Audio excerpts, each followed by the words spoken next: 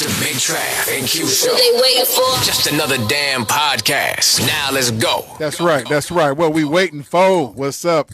What's up, people? Hey, we here on Saturday. This is the Saturday edition of the Big Trav and Q Show. You guys getting a bonus this week. We was in a good mood today. And we was like, you know what, Trav? He said, well, no. I said, you know what, Q? You know, we had such a good week. Why don't we just give them some Saturday flavor, man? What you say, man? I agree 100%, man. I'm ready to go, Big Trav. You know how we do, big baby. I threw on all my Michigan gear, you know, because of the special guests coming on the show from Michigan. So I had to throw on my Michigan gear today, man. You watching the screen? You see me down in the Michigan stuff after I said I wasn't. well, you know, for all the Michigan, you know, we can always say it in solidarity. Go blue, baby. Go blue. That's right. What's up, y'all? Man, it's beautiful out. I've already been out. I got out today, and but I had on my face mask. I was rocking my face mask. I had to taste. You know what? I wanted a real breakfast this morning. You know, all week I've been having like a Raisin Bran. You know, all week long. You know, trying to watch my figure in the quarantine. But this morning I wanted some pancakes, man. I needed some pancakes, man. So I went over to Rudy's Hot Dogs over on Glendale, and man, grabbed me a couple pancakes, buttermilk pancakes. Grabbed me a couple sausage, a couple eggs with some cheese and onions in them, and I smashed them bitches.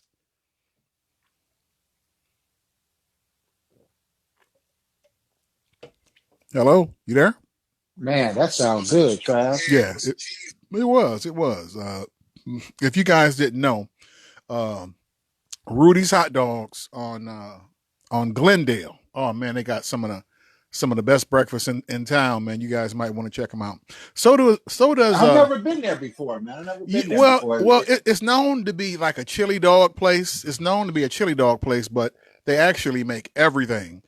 And one morning, you know, I went in there. It was around about 11:30, 12, and I had a taste for some hot dogs, for some chili dogs, and I wasn't quite ready for them.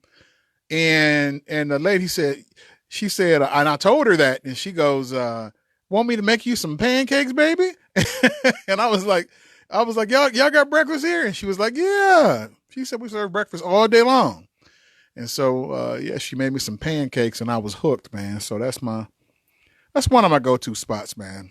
Don't too many places get breakfast wrong for me, like Glendale Garden Calf. They're good.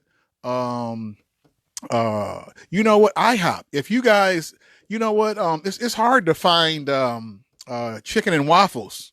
You know, it's some places that'll let you, you know, they don't have it together on the menu, but you can like order like some waffles and then some chicken strips and then put it together.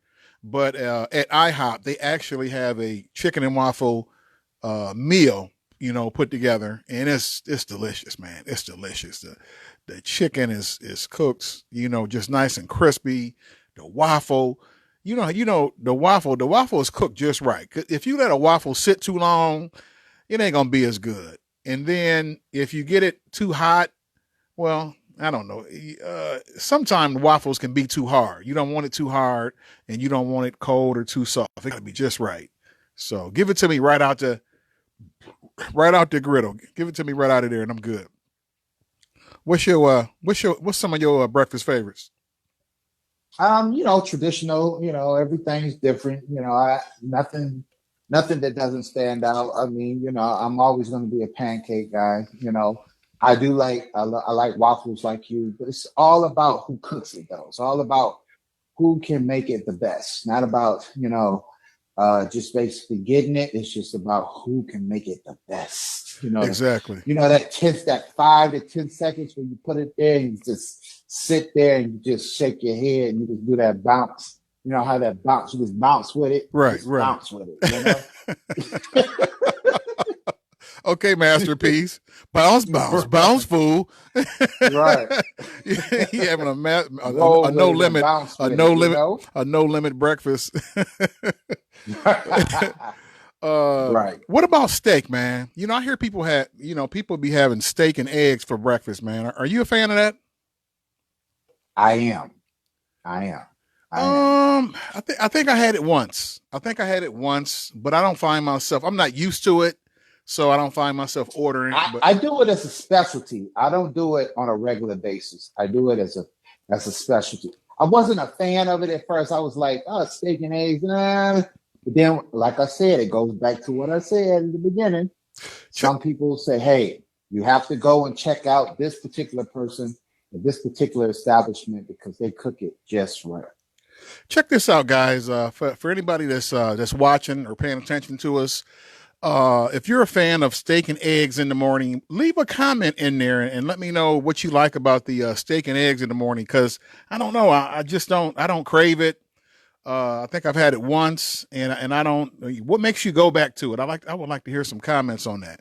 But anyway, Where did you go? Where did you go to have it done? I think somebody made it for me at the crib, and so and, I mean it wasn't bad, but I don't find myself. I don't associate a steak with breakfast because I grew up with pancakes. It was either I grew up with like pancakes, bacon, eggs, grits, oatmeal occasionally, but I wasn't an oatmeal fan then, but you know what? I find myself eating oatmeal now for the beneficial reasons, but that was about it. We never done the steak. We couldn't afford the steak growing up, so it was never steak and eggs for us growing up. So maybe that was the reason.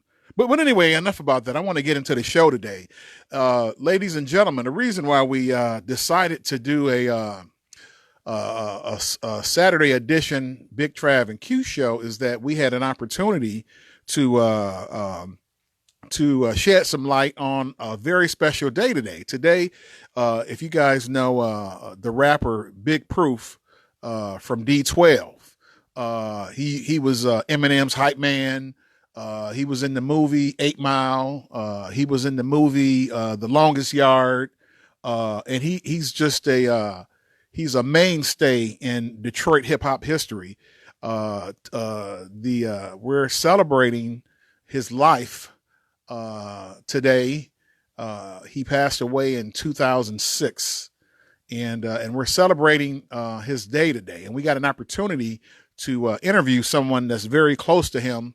And we want to talk about what's going on, what they're doing for Big Proof, and the special guest we have is Supa Emcee, and he's also one of Eminem's proteges.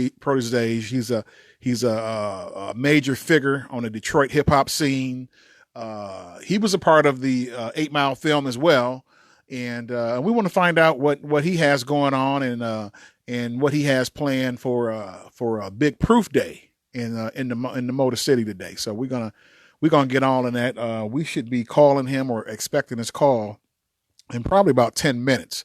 So we just wanted to get you guys ready. If you're a fan of D12, if you rock with D12, if you're a fan of Eminem or the movie 8 Mile or even The Longest Yard, Shady, Aftermath, I'm pretty sure all of that's gonna come up when we talk. So if you're a fan of any of that, stay tuned and let's see what Mr. Supa Emcee has to say about everything that I just mentioned. So what do you know about What do you know about Supa Emcee? Come on, man. It's a staple, man. Come on. He's a mainstay in Detroit. I mean, come on. You're talking about the legendary, St. Andrew's Hall. You can go all the way back with Boyz II 5'9", I mean, even Big Sean, Supa Emcee, he was a man back then, man. He was doing his thing. I don't want to say like he's past tense, but he's been doing this thing for a while, you know what I'm saying? It kind of touches on what when we had our interview yesterday with Miss Corona, how she was saying that how they go out and travel abroad and things of that matter, internationally speaking. Well, he's one of those MCs that does that. So, I'm looking forward to hearing from him. And I heard that we may have a special guest surprise person calling in. So, You never know, man. Stay tuned to the Big Trav and Q show. Hold on. Another special guest for today or next week? Come on, man. You know how we do, man. You know how we do. Come on, man. We celebrate, man. Big proof forever, man. That's right. Big proof forever. For sure. Big proof forever. Right. Check this out. What did you think about the movie Longest Yard? What did you think about that movie? Well, I liked it. Michael Irvin at the time he was coming off of playing for the Dallas Cowboys. So Michael Irvin was in it. I loved it. Nelly was in it. Adam Sandler, Chris Rock, Burt Reynolds was even in it, so it was a cool movie. It was cool. It was fun. It was a fun movie.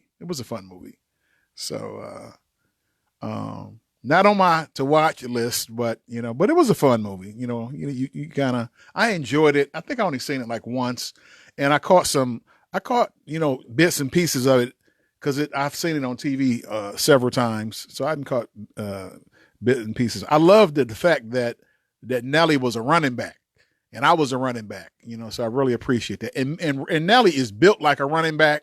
So that was really cool to see because I always thought because of the way he was built, I said it looked like he could be a running back, so that was cool to see. I think he actually played football when he was in school, didn't he? Or was it baseball? No, baseball. It was one of the baseball. Two. Yeah. One of the two. He actually got drafted by the St. Louis. I forget what round, but he had actually the Cardinals. Yeah, the Cardinals? yeah. He actually got drafted by him, but he wasn't ready for it. So, but we could talk about that. We could talk about Nelly for a whole show. So, right. But anyway, back to Supa Emcee. I got a chance to look into him and see what he's been up to, and I caught a freestyle on Shade 45, man, and dude went in. I was like, well, damn. He went in, dog. I was like, damn. Dude got bars. He definitely got bars. But the cool part, I've seen probably about 3 or 4 more other videos, and he do. Now, I was talking how Miss Corona's yesterday, she had her style in the beats was like, it felt West Coast. But right. When I checked out Supa Emcee, it felt like Detroit, I was like, that's that Detroit flow. And I did. I was now, is that a good thing or bad thing, Trav? Well, no. It's not a good or bad thing, but I'm just saying when I heard him, I was like, now that's the Detroit flow. I didn't hear in her project, in her EP she just released, it didn't sound like Detroit. I mean, it had some East Coast in it. It had the beats was definitely West Coast, but her rapping style, it was flipping the script, like some, like I'm gonna say maybe like a Redman style or maybe an Ice Cube style. It was more Ice Cube. It was more Ice Cube. So did you learn anything about her that you didn't already know? Well, in my research, I think I learned everything. I think I got everything. I mean, the information on her was available, like big time. It popped up like right away. Wasn't nothing hiding. So, but as I talked to her, as I prepped for her, I just couldn't wait for her to address the stuff that I had found out about. I wanted to address everything that I had found out, and she did, and more. She was an awesome interview. And everybody loved her too. All the comments I got, all of the inboxes I got, all the calls I got was like, they told me I done a great job interviewing her. So, and they said she was a good interview too. So that was dope. That was dope. I mean, come on, man. I mean, to have her and talk about, what it was like, to be on the movie, 8 Mile and with that, I didn't know that she almost didn't even get that part and how she had to get the lyrics pre-approved. I didn't know about a lot of that. So that was interesting to hear. That was interesting to hear that she, if I'm not mistaken, she said she wrote 3 different ones and then they had to approve it. Oh, that's crazy. but Yeah, she did. but it worked out. I mean, and it wasn't that long. It wasn't even a 16, so it was probably maybe an 8. It wasn't even a whole verse. It was probably like an 8. And so, but you know, the cool part about it, the scene was just so natural. She, you know, I'm just replaying the scene in my mind, and she comes in and she like, man, I'm tired of this mother lunch truck food, and you know the verse she spit, and she just blew it up, and then Exhibit just came in there right after her, and that was dope, man. That was dope. You know what's so crazy? I remember watching that for the very first time. I was not in Detroit. I was in Texas, and when I first saw it, and you know, people that know you from there, and I remember sitting in the movie theater, and people was like, "Yo, so is that really from is that really Detroit? Is this you know?" It was just like everybody knew you was from Detroit, so they thought you would know. Yeah, which I did, but I'm just saying. But the fact of it is, I remember, and I'm going to share this later on down the line. But I got a proof story. I got a proof story for you. Okay. I'm interested to hear that. You know what? I didn't get a chance. It was one thing that I didn't get a chance to ask her, was that I wanted to ask her. I said after Exhibit, you know, snapped on you. I said, when the camera's cut, did you want to get him back? That's what I wanted to ask her. I'm like, did the MC and you want to respond after they say it cut? That's what I wanted to ask her. So, but you know, listen, Miss Corona, if you listening, please answer that in the comments. So I would like to know that. But you know, it sounded like she didn't grow up though. You know, it sounded like she didn't grow up, and I was, you know, the cool thing about her to me was, you know, when I was looking into her, I found out that, you know, her work in the community, you know, sometime, you know, an artist, you know, can be so self-serving, you know, when they trying to get on, and when you've been in the game as long as she has, and haven't secured a contract, you know, you would I guess you'd be led to believe that, you know, that she would be kind of bitter and don't want to help out with anything, but that's not the case with her. I mean, she sounds like a sweetheart of a person. Sounds like she'll help everybody with whatever they got, and she worked with, like, I think I named off 3 or 4 different organizations that she's a part of that does awesome things for the city of Detroit. So, shout out again, man. To let me drop. Yeah, that was a really dope. Let me drop a bomb for Miss Corona. What about Prince Whipperman? That was a good interview too. Well, one thing I realized during the Miss Corona interview is that I didn't prep for it. I've been knowing Prince Whip for a while, you know, but I kind of wish I had a prepped for him a little bit more, because we didn't get into actual songs and projects that he's been a part of. We didn't get into that. We just talked about the era. You know, we didn't get into specific projects with him, and that was because your host didn't prep. I just came on the call. Didn't even. So that means you're being honest, right? Yeah. Oh yeah. Always. Right. But it's a good trademark. Dude. But I wish I had. Even though it was still a good interview, because we've been hanging out with him for a long time. We didn't hung out with him several times. So I've never met him. Yeah, you never met him? No. No, I never met him. No, that's right. You weren't with us. Let me see here. When see, was I'm not as big as you, man. I'm still trying to crawl. You know what I'm saying? When did I meet Whip? Okay, I met Whip through Keith's Success, and I was DJing either one of the poetry shows or one of the comedy shows in Toledo, and he brought his wife, and he thought I had done a good job, and he told Keith Success that he wanted to meet the DJ, and so Keith brought him up, and And he watched me work. You know, I think we had an intermission or it was over, and he was just, you know, he just watched me spin. You know, and Keith told me who he was, and then he told me who he was, and so off that initial mix, I didn't put it together, but I went home and I looked him up, and I was like, oh, you know, pretty much hip hop royalty. You know, I looked him up. So, and then every time he came to our brother's place, him and his wife, he would come up and holler at me, hey, what's going on, man?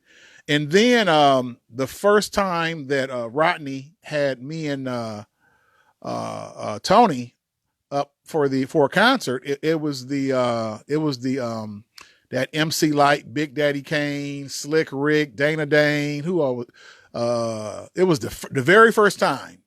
And then I seen him there. He was there with his son. And so I was chopping up. We was hanging out backstage. We took pictures together, and he knew all those guys. And so, and he helped me get a couple pictures. He helped me get the picture with Houdini, and he helped me get the picture with Dougie Fresh. So, wow. So you got a story. Yeah. I didn't even know that. Yeah. I wish I could have been there. Yeah, that was that video. If you guys want to see that video, I actually recorded video that night, and it's on the Big Trav. You should post it on it. You should post it on our Big Trav and Q show. I will. Instagram page. I will. Yeah, you should post. Yeah, it should do that. I tell you what, if you guys want to see that, it's backstage footage, man. It's actually pretty riveting. So I think you should post the. I think you should put on there the Ice Cube video. I could. That you did too. I could. Yeah. I'll tell you what. I'll put all that on there. I'll put all that on there. I think you should. Yeah, man. You was doing big things back then. You know. While I was just trying to be an intern on your level. I think you should do that, man. Let people know what you've done. I'll do that. I'll do that. Yeah. I'll do that. Yeah, but I'll put that on there for anybody. But I think my friends, they've already seen it because I post it pretty often. So, well, what's old to you is new to everybody else. But if your fans and your friends and family want to check it out, I'll put it on the Big Trav and Q page, and they can see what I've been up to back in like 2010, 2015. Oh no, that was about 2013, 2014. It was 2014. Yep. So that's a good look. Okay, I tell you what, I got some things. For you. Let me see here. Let's go back here. Jada Kiss. Did you see what I posted on our page about Jada Kiss? Jada Kiss, he's bored. He's bored, and he want to get in on the challenges. So he came up with a challenge of his own. He has a song called Hunting Season. And so he is putting out a call to all MCs, MCs is trying to get in the game. He's putting out a call to all MCs trying to get in the game, and he wants you to go on his YouTube page and get the Hunting Season instrumental, and he wants you to record a video spitting on the Hunting Season instrumental.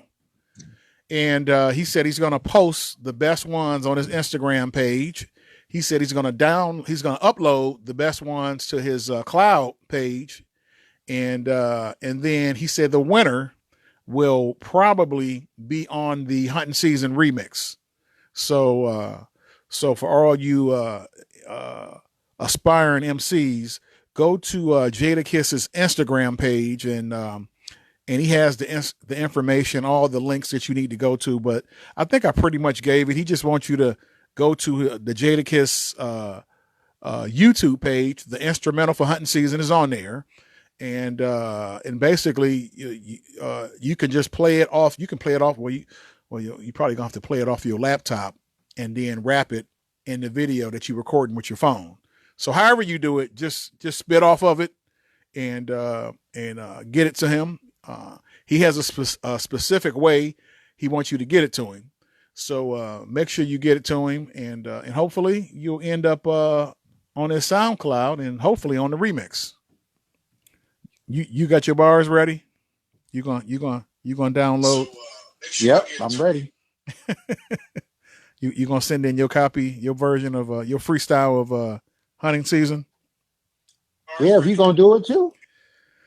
Nah, no more bars for me. No more. But you know what I do? I love to rhyme. Rhyming is fun. I think it's cool to do if you just do it. Like me, I got a studio, so it's fun just to go in there. Like every night, what I do, which I don't let people know, is that I'll hear a beat every now and then. I'll hear a beat. Now I ain't gonna say every now and then. I'll hear a beat pretty frequently, and I'll be like, damn, boy, And to me, some of these beats be so hard. Have you heard a beat so hard you just feel like you need to make something on it? Man, I need to go on that. And so, Right. so that's just something that I do. That's one of my hobbies is to when I hear a beat. I'm gonna give an example. I just done it the other day. Snoop Dogg. I don't know if you guys know or not, but Snoop Dogg released an album just this past August. Man, that album is fire, man. That album is fire. Man, he got a song called One Blood, One Cuz. Man, you got to hear it, man. Oh, produced by Battle Cat. Ridiculous. So, that beat is so hard. And then he got another song called Countdown, produced by Swiss Beats. It is so dope, man. It is so dope, man. Countdown. When you get a chance, go check out both of those tracks on Snoop's latest album that he just released it in August.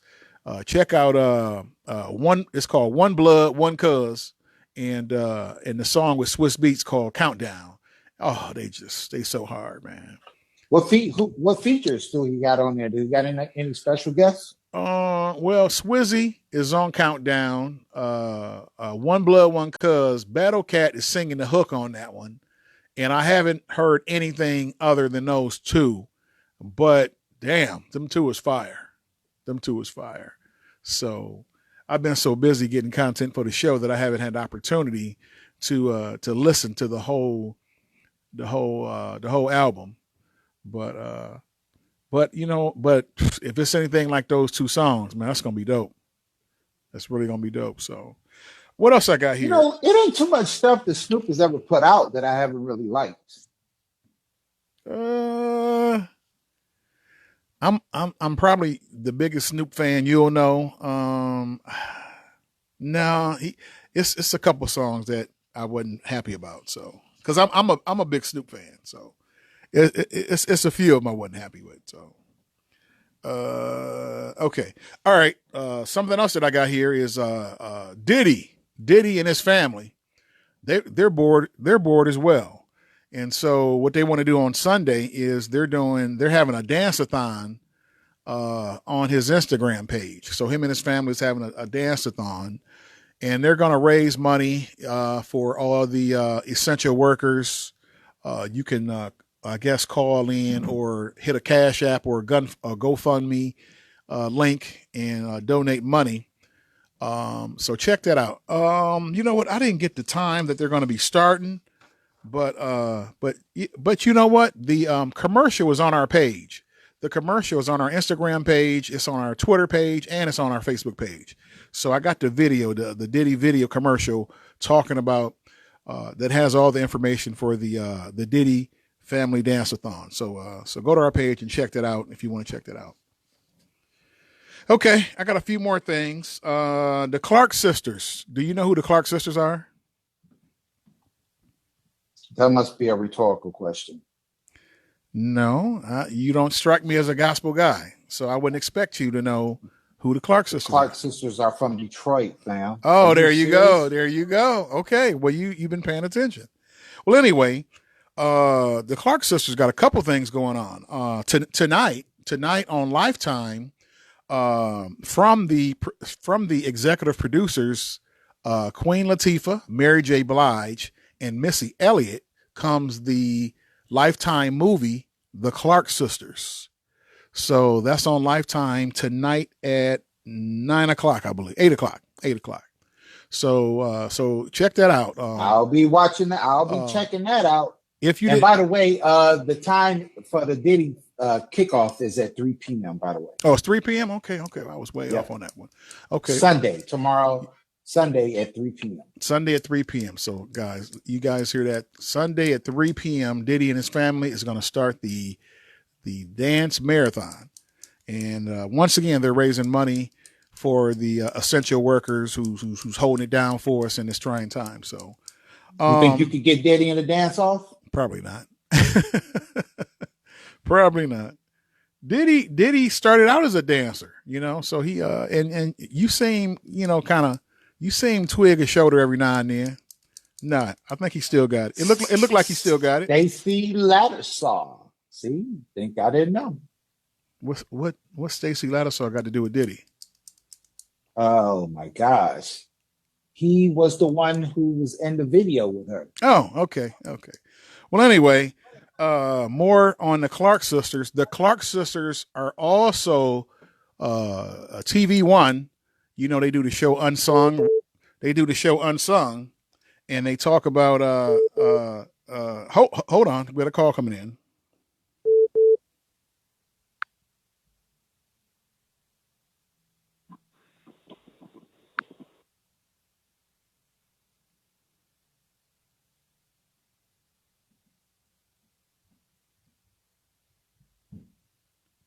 Okay, this the Big Trav and Q show. You're on. Who am I talking to?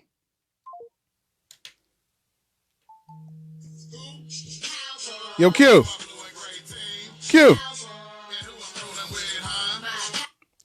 It's the Big Trav and Q show. You're on. Who am I talking to? Hello, what's up? What's going on? What's going on with you? What up, though? This your boy Supa Emcee, Iron Fist Records, Almighty Dreadnought. Supa Emcee. Records. That's right. We iconic. What up, though? Supa Emcee is in the building. In the building. What's going on with you, baby? Nothing, baby. We just chilling, man. Just chilling, man. What's up with y'all? Oh, nothing, man. I was chilling, this Saturday, and Q reached out to me and said, "Hey, man, we got an opportunity to interview one of the biggest MCs on the Detroit scene," and he told me it was you. I was like, "Man, make that happen, man." Yo, hey, man, I ain't a big fella out here, man. I just rep the culture, man, and do what needs to be done and try to be a fundamentalist in this art form, Exactly. You know what? Supa Emcee, he made an appearance in the 8 Mile movie, and I seen him spitting freestyle on Shade 45. He went in on Shade 45, man. That was a dope freestyle you done, man. So thanks, family. Thank you. Tell everybody some of the stuff that you've done and some of the people you've worked with. Well, I done dropped about 12 or 13 projects, solo projects. Got about 5 projects with my group, the Almighty Dreadnoughts. Still continue to drop in projects. I just dropped a project called Imperial Saga. It's a 2-song a single that I just put out. 2 videos for that. I got the first video came out. It's called The Ruler's Back. Then I got like the next videos coming off of that. It's called The Last Time. And then I got a project out with a Grammy-nominated producer, Baby Paul of the Beat Miners.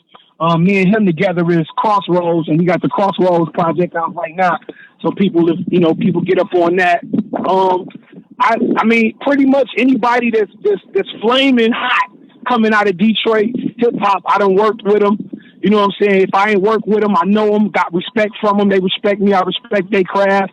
It's a lot of artists that I haven't got to work with yet, but pretty much, you know what I'm saying? Everybody you probably could name, I done worked with them, from Big Hurt, Stretch Money, Big Proof itself.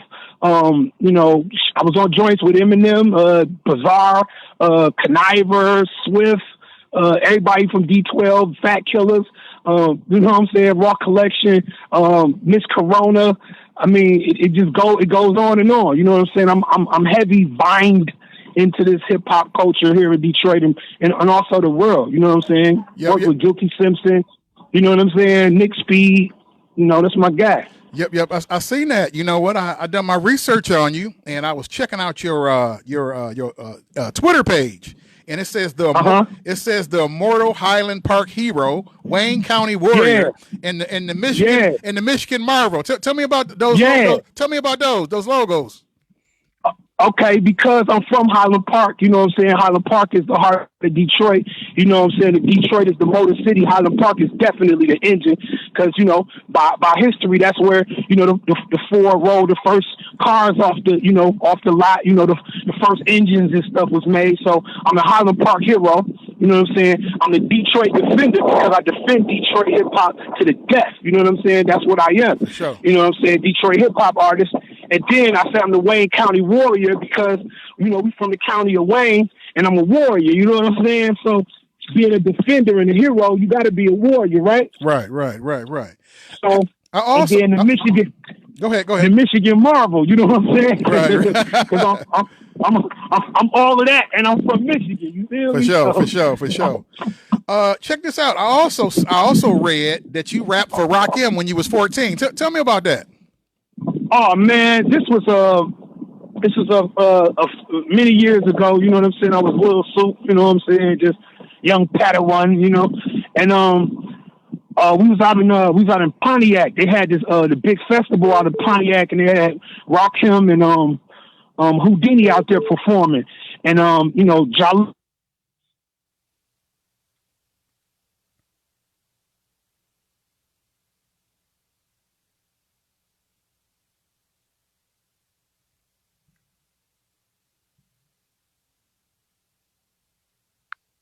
He was like, "Yo, that's Soup. That's my little brother." You know what I'm saying? Snatched and grabbed me and snatched me on stage with him. So we on stage jumping all around. How you doing, man? We all on stage just jumping around. So the whole crowd is like, yo. So Jalil like, y'all know who this is? Y'all know who this guy is?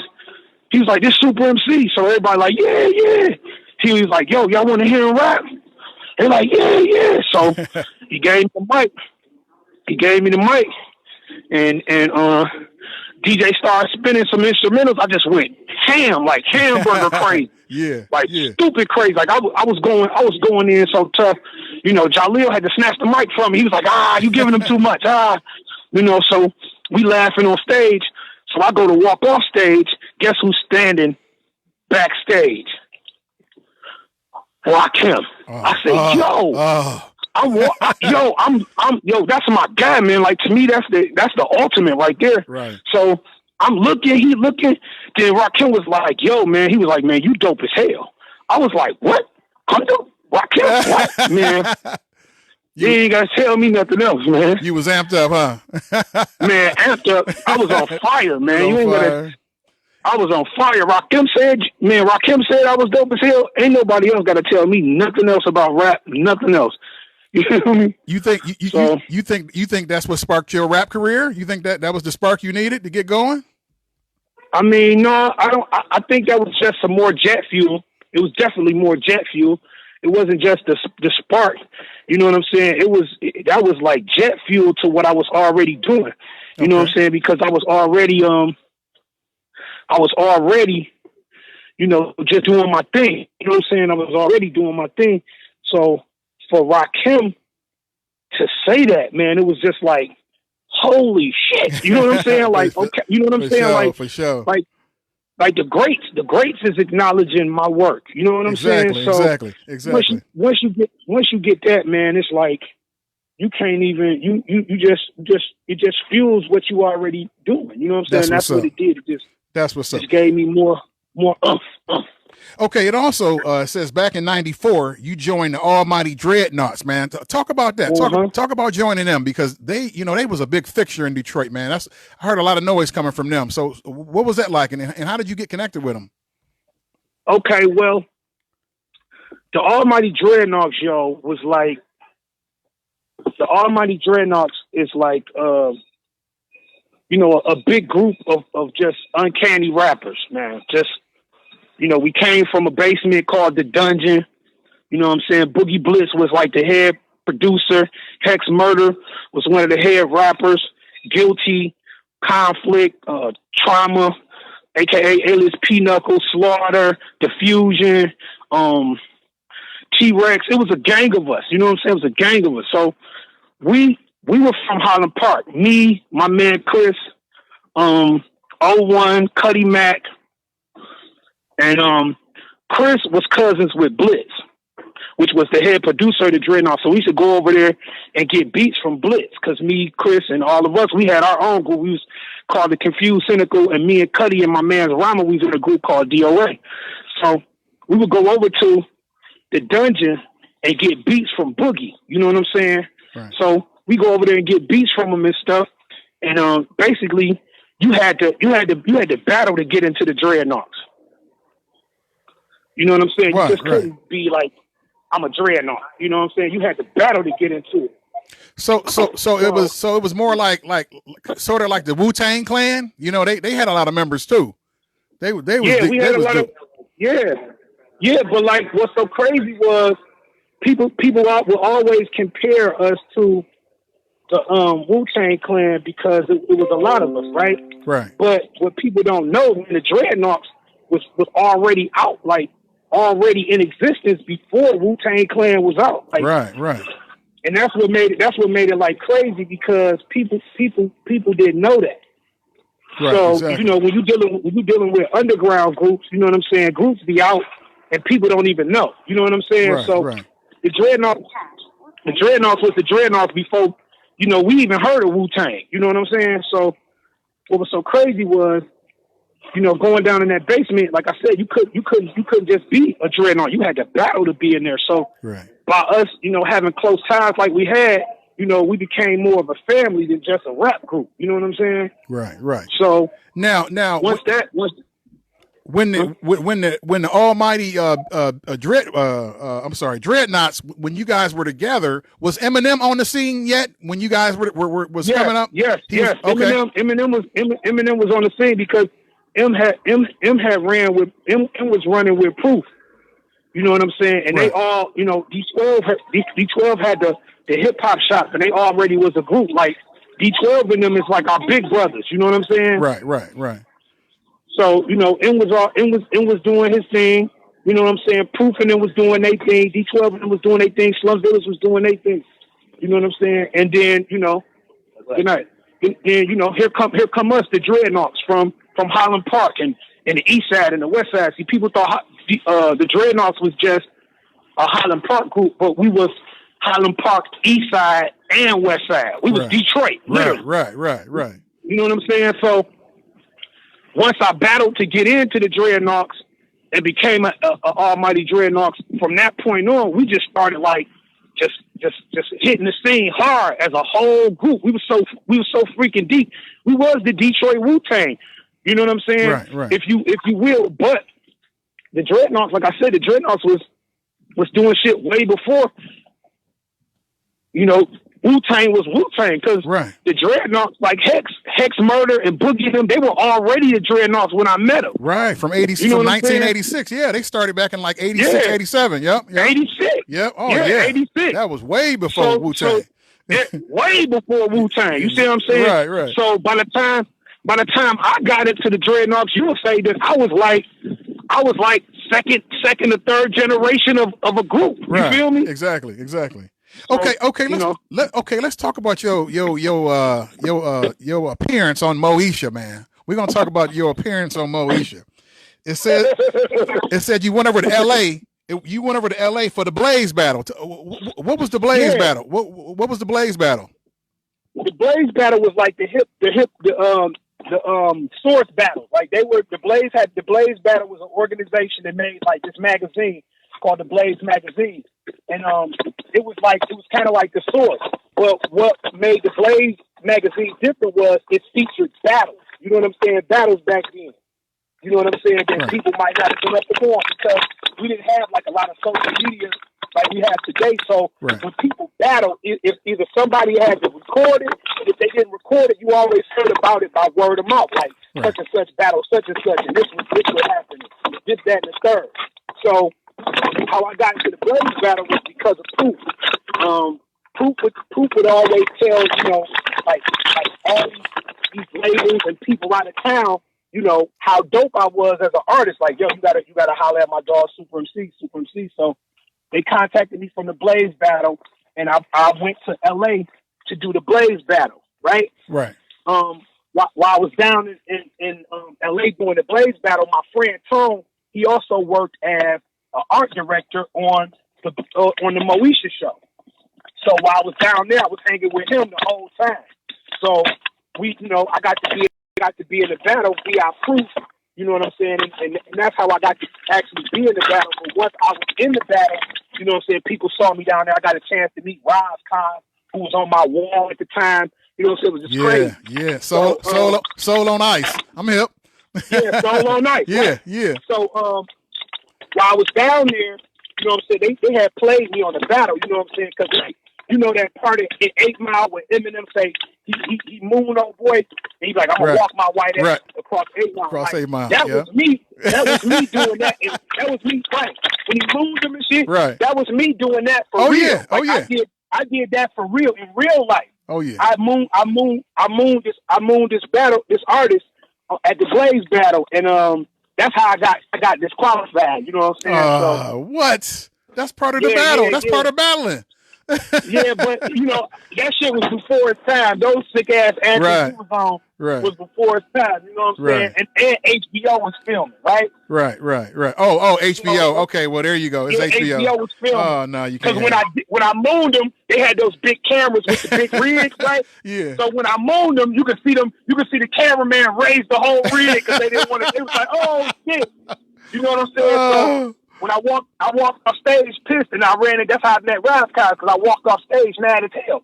So I ran into Rise Cars. Rise Cars was like, man, you dope as hell. You know you won that battle. They tripping. You know what I'm saying? Dog, you dope as fuck. And what's so funny is I got a song coming out with Rise Cars, like end of this year or beginning of next year, produced by the Nine Pointers. Everybody slept on him, man. They slept on him, man. I mean, I was a big fan back in the day. They slept on him, man. They slept on him, man. It's crazy. But anyway, okay, Moesha. Now, what happened with the Moesha? How did you get on Moesha? Okay, like I said, when I was down in LA, my man Tone worked for, Big Ticket. You feel me? Right. So he was art director for the actual Moesha show.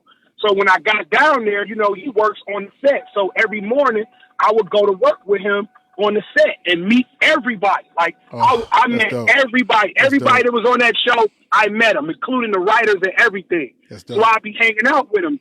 So they had during taping time, they'll have in the middle of them taping, they'll tape a scene and then they'll pause for a minute to get the lighting together for everything else. So while they was doing that, they'll have people in the crowd entertain people, hey, anybody can sing, anybody can rap. So Tone and my man Subliminal that was there with me, they was like, yeah, he can rap. So the DJ came over there to me and threw on that Pharaoh Mock, Right. Right. Man, I killed it. And it was and the show that was being taped was the show that Ray J was on with Master P, right? Right. Yeah, I remember. So yep. Master P, Brandy, Ray J, the whole cast, Federal Star, everybody, they all came out like, who is this nigga rapping? My man Soup shutting down LA. Go ahead with yourself. Yeah, I shut that shit down. So they was like, hey man, you dope as fuck. Like, yo, man, what are you doing? What are you here for? What's going on? I said I was here, here for the Blaze battle, whatever. They was like, oh, okay. So after I rapped this shit, Brandy came out and she was like, oh my God, she couldn't even finish her line. She fucked her line up, and then she turned and was like, give it up for my man that was rapping, like he was fucking dope. Everybody started clapping for me and shit, So then Brandy was like, hey man, what do you want? I was like, a hug. I should have said a record deal, but, I was like a hug. So Brandy, everybody was like, oh, the whole crowd was like, oh. So Brandy stopped recording, came over there, gave me a hug, and pulled me down into the set. So now I'm no longer sitting in the seats no more. I'm backstage with them. Dope. So once they stopped recording, me and Brandy got to kicking. We took pictures. I met the whole cast, chopped it up with them. You know what I'm saying? Everybody just was fucking with me. You know what I'm saying? Right. That's what's up. After that, they was like, yo, man, how long you gonna be here? I was like, yo, I'm here for a while. So they was like, well, look, you want to be on the show? I'm like, hell yeah. Yeah. Next thing you know, bro, they got me down in casting. They got me down in casting to be on the Moesha show. That's dope. So I got a chance to do a couple of episodes. I was there for a couple of months. I was doing a couple episodes and I left, came home, went back down there, did a couple of more episodes and stuff. And then after that, they canceled the Moesha show. Oh. So when they canceled the Moesha show, everybody that was a writer or, an extra or stuff like that, right. they all went over to the Parker show, which the Parkers was banging on, right? Right. So now you got the Parkers banging. Mind you, I done met the whole cast of the Parkers because the Parkers cast was some of Moesha cast. Right. So when I came back, everybody was fucking with me. Yo, that's my man. That's Supa. That's Supa. You feel me? So when I came back, you know, I ended up running into Countess Vaughn again, Lamont Bentley, motherfucking Fredro Starr, all of them like, yo, man, come hang out with us. Come fuck with us. Come this, that, and the third. You know what I'm saying? Like, Fredro Starr had wanted to manage me, and Lamont Bentley had wanted to manage me. Like, they was fucking with me hard. So I got to do more shows, more episodes and shit like that. And just basically, you know what I'm saying? I was down there fucking with them. And then during 9/11, they had offered me an actual role on the show. That's what's up. That's what's up. Like, you know what I'm saying? Like, come and do this. You're gonna be straight up on the show. Like, you're gonna be a character on the show that we about to add. But I end up not getting on the plane because of the 9/11 shit, and I didn't get the part. Oh man. That's yeah, crazy, man. Because it was like, man, either get on the plane. You know what I'm saying? I was like, shit, I ain't about to get on the plane. They just ran that bitch into a building. Right. Oh, you know what? Damn. And so, yeah, 9/11 probably fucked up your opportunity, huh? Oh, man, that's crazy. I say 9/11 crazy. Yeah, probably fucked up your opportunity, man. So you never So you never got it. Did you ever get an agent and continue to pursue acting? Well, actually, like after that, man, I came home, and then it was just like, you know how Detroit is, man. Detroit, like, I still pursue acting, but it was like this was another fault too that happened in between that. So after all that, I came home, right? I get off the plane, right. I go see my family, I whip up on the block to holler at my cousins and all that. Everybody just tripping, happy for me, you know. This is when we had two ways. Remember we had the two ways back in the day? Right. Okay. So I had all these producers, all these people contact information in my two-way. I got home, jumped out the fucking truck. My two-way fell off my hip into a puddle of water, and I lost everybody's shit. Damn. I lost everybody's shit. And it was so hard. It was so hard trying to get, like, Brandy number, you know, all these people number back, Countess Vaughn number, you know, Fredro Starr number. Like, I had everybody's freaking number. And it was just no way for me to get back in contact with them because once the shows got canceled, all these people that had contact to catch up with everybody was dispersed all over. You feel me? So, right. Now, you know, what could you do? After that, nothing. You know what I'm saying? Now, let me ask. Now, was that before or after the 8 Mile? That was before, right? That was before? That was like during 8 Mile. That was like in the whole spiel. Cause when we did 8 Mile, I came back out to LA and everybody had really was recognizing me because they was like, yo, that's my man that was in 8 Mile that got on Eminem head. Right. You know what I'm saying? Right. So, you know, everybody was like, yo, Soup, you dope as hell. And plus they knew that I was fucking with D12 and you know what I'm saying, that I knew Proof and you know that I had ties with Eminem and the whole you know Shady at the time. So of course they was showing me mega love down there like crazy. Man, I went and did Star Search, man. I did so much shit in LA, man. Damn, Super done it all, man. Damn, Super. Now, yeah, man, I went on Star Search, man, and they was like I performed for Star Search to be on the show, right? Right. For the audition. Right. So I get on there, I kills it, man. I fucking kills it. Man, they were like, everybody at Star Search, they was like, you know what? You are a fucking amazing artist. You're dope. But Star Search was doing singers back then, remember? Right. I remember, yeah. They wasn't doing rap. So they was like, dang, you know, they was just so like the people that I auditioned from, you know, the people that'll say, yeah, you can go and all that. Right. All of them was like, man, we would put you on the show, but they was like, we just don't do rap. Yeah. Like, oh my God, like they was all in the they room wasn't on confused. that. Like, what? They wasn't on that. And it was like, what do we do? Right. Like, they wasn't on that. Awesome. Okay. Right. Okay. Let's talk about the 8 Mile situation. Now, how did you end up getting cast on the 8 Mile movie? How did that come about? Okay. Once Eminem and Shady Records announced that they was doing the movie 8 Mile in the city of Detroit, of course, everybody that could rap or everybody that thought they could act or do anything in the music business at that time wanted to be a part of that, especially when they was cast as extras and everything. Right. So I even went and ran for the part of Jimmy Rabbit.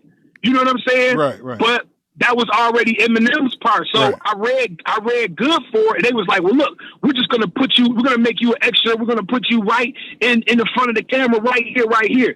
So while we were on there doing the working on the set, because they put together these awesome sets, man. It was just awesome. They made it look just like St. Andrews. I mean, down to the stickers, bro. It was crazy. So while we was doing that, they had... Hold on, Sup. Back up a little bit. Now, I wanted to hear about the process of getting selected to do it. What was the process to get selected to the movie? What was that? Okay, basically, you had to go down there and read. You had to go down there and read, or go down there and apply to be an extra. Okay. You could just go up in there and be like, you stand in line. They'll let you come in and read, and then they'll be like, well, hey, we'll put you in the extra. We already got the main characters. But because of who I was and the ties that I had, and plus that I was, I just came off the Moesha show and all that. Right. It was like, yo, see if he could read. You know what I'm saying? So that's why I was able to get. Oh, okay, okay. I thought maybe all the rappers had to do like a rap tryout or something like that. So you didn't. No. That was that's how I got on to be on the show. So once we were in there doing the taping of it for the the shelter scene, it's a gang of rappers in there, so everybody's rapping. Everybody's spitting bars here and there. It's little ciphers breaking out. Everybody's in their own thing. When they yell cut. You know what I'm saying? So they saw that. They was like, okay, they rapping. Hey, well, look, let's see if we could get some more rappers in here. So basically, we were supposed to be the rappers that Eminem went through before he got to the main characters, right? Right. So basically, they was like, we're gonna have a contest to see who could spit, and we'll put them in a movie, and they'll get a chance to battle Eminem in the 8 Mile. Right. So of course, everybody like, oh yeah, oh. So you got everybody just into this whole little contest. So it's about like 30 or 40 of us, into it or whatever, and so. After everybody rapped or whatever, they went through a whole selection phase of who they felt was dope. The crowd picked it, and they end up picking me, Diffusion, Wiz, and Marv One. Now, so you was part of Papa Doc's crew. Were you part of Papa Doc's crew? Well, I wasn't a part of Papa Doc's crew, but I was over there with the bad guys. So okay, I bet I was damn near like Papa Doc's crew. Right. You know what I'm saying? Hey, did you meet Anthony Mackie? The guy that play Hawkeye? Yeah. No, I didn't get a chance. Oh, I you didn't get a chance to meet him. Okay. But I met Makai Pfeiffer. Me and Makai was. Oh, okay. And when I went back out to LA, I had ran into Makai at Roscoe's Chicken and Waffles. We all sat down and ate at Roscoe's, and he was just telling me, stuff that he knew about me because he talked to Proof. Right. You know what I'm saying? And Proof was like, yeah, Sup, my man's blah, blah, blah. And, Makai was right there when I performed on stage in the movie when I battled against him. So he was like, he already knew I was dope. Like, yo, man, you dope as hell. Like, you went at him, dog, like hard as fuck. Like, yeah, you did. So if you guys didn't know, he was the guy wearing the red hat that battled Eminem. I think you went first. You was the first one to go, right, in the movie. You was he was the first guy to go against Bunny Rabbit in the movie, and then but you know what, they didn't. Let me see. I think in that scene, Eminem rapped first, and you responded. Yeah, M rapped first. Yeah, M rapped first, and then you responded, and I think you got him. Sup. Sup. You lit his ass on fire, dog, for real. Okay. Okay. All right. I'll tell you what. Let's see here. 8 Mile. 8 Mile. Okay. Okay. It says So 2005. You signed with Bruce's label, Iron Fist. Okay. So, and you done a mixtape called By Any Means Necessary. Talk about talk about that mixtape right there. Okay, well, I had been cool with Proof for many years, you know what I'm saying? And it was like, you know how somebody tell you something like, yo, man, I got you. You know what I'm saying? Or, hey, man, I'm going to buy you a Rolls Royce when I get paid, right. Stuff like that. Right. But this guy had always told me, like, I handle my business out here, Soup. I got you. You know what I'm saying? So he did the D12 thing, and then he started his own label, Iron Fist Records. And he came back and signed me. But actually, I had signed to Iron Fist in like 2003, but I still was working out projects with the Almighty Dreadnoughts. So Hex basically in Proof was talking like, well, look, Soup just gonna stay over here with the Dreadnoughts real quick so we can work out the rest of these projects, and then once his contract is up with the Dreadnoughts, then go ahead and sign with Iron Fist and do that. So Proof was like, okay, bet. So just waited till my contract was up, and then I wanted to sign with Iron Fist. And then when I signed with Iron Fist, so I came out, Proof put out my first solo mixtape was By Any Means Necessary. So in that time when I was working on that project, I was kind of like mad at the world and stuff because I was just like, dang, man, I'm doing all the extra stuff out here, and these people are still, I'm still getting right. Like I took. You know what I'm saying? That's what it sounds like. It sounds like you've always been on the doorstep of success, and something happens, man. That's what it sounds like, man. So I'm feeling you on that. It's crazy. So I was like, yo, just kind of like heated at that fact. I'm this premier artist, Detroit hip hop. I done been out to New York battling. I done been in Source battles. I done been in these Blades battles. Done all these amazing things, but still, it's like they not hearing me. So I was just so like angry on that CD. So when we put the CD together, man, I just was kind of reflecting, my angers at the industry, my angers at other rappers, my angers in my life, and just the pressure of being an artist at this time. But the whole time being around Proof was like one of the happiest times of my life because I got a chance to work with my dog. Like I've been wanting to work with my dog. He been my dog. It's been my guy. And now I'm on his label, and we out here, about to cut the world head off with this music. So he put that first mixtape out, and ever since then, man, like I've been rolling. That was like a crazy time, and just to be around in the Iron Fist office, putting that mixtape together and stuff like that. It was like an amazing time. It was an amazing time. You know what I'm saying? Proof was hands-on with me. We're doing the project. You know what I'm saying? He was checking on the songs to make sure the songs were hard enough. You know what I'm saying? He was just, right there with me, hand and foot. So when it came out, it was just like we had a party for it and everything. Like he really put his foot in to the point where he put that project out, and that project was all overseas, and I hadn't even went on an overseas tour yet. Right. When I did go on an overseas tour years later, people already had that project. Like, I mean, like they had it. I was like tripping, you know what I'm saying? So it was an awesome project, and I just basically showed me as an artist or as a solo artist that I can put projects out. I can put whole projects out, you know what I'm saying, without a group, me solely hitting people with these songs. So. Yeah, it was a great time. Oh, okay, sit tight for a second. I'm going to do a station identification, and I lost my co-host, and I'm going to try to get him back on the phone. So sit tight for a second. It's the Big Trav and Q Show. They waiting for just another damn podcast. Now let's go. Go, go, go, go, go, go, go.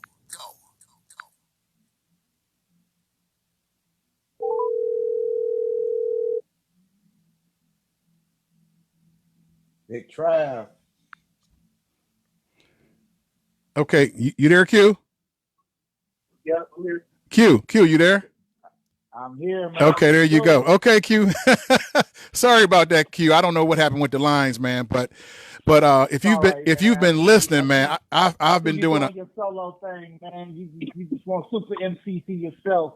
I get it now, Supa Emcee's a dynamic man. The passion is there, man. I'm hearing the intensity. I said I gotta sit back and listen to the interview. I couldn't wait to get to him, man. This dude is royalty, man. I couldn't wait to get to him, man. I had a lot of stuff I had to get off my chest, man. So it's been going good so far.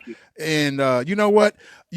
Right quick, Q, before you do your questions for him, I just got one more. I want to talk about that Shade 45, that freestyle. How did going on Shade 45? How did that come about? Say that again. The Shade 45 interview and freestyle. How did you end up on? How did you end up on there? Oh, so you hear me? Yep. I can hear you. Yep, go ahead. Okay. A couple years ago, I started a group called Crossroads with a Grammy-nominated producer, Baby Paul of the Beat Miners. Baby Paul is produced for like Nas, AZ, Shorty, the Boot Camp Clique, right. Smith and Wesson. You know what I'm saying? Right. He's awesome producer, awesome guy.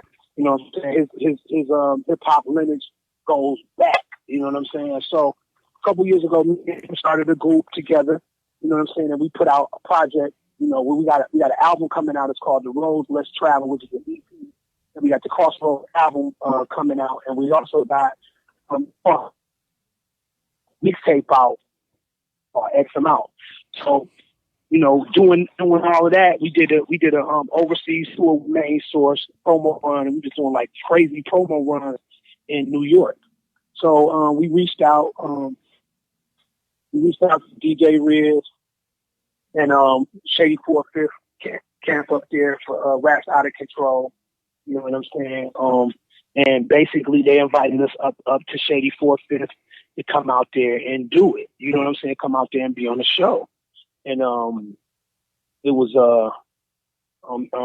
you know, by us being out there at the same time doing the interviews and stuff like that on our promo run, damn, we fit right into the schedule. So we went out there, man, and shout out to DJ Riz and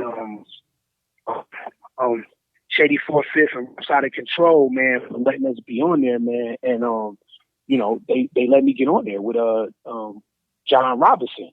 And you know, we had the interview and they, you know, had us come on there. And while I was there, you know what I'm saying? Of course, you know, you can't just go up there and not rap. Right. So we, they let me get on, man, and I just freaking clown. You smashed it, dog. That was so hard. Clown. Now let me ask you, I couldn't tell if that was off the dome or was that written. Was that off the dome? It seemed like it was off the dome. Off the dome. Straight off the dome. Bro. I don't.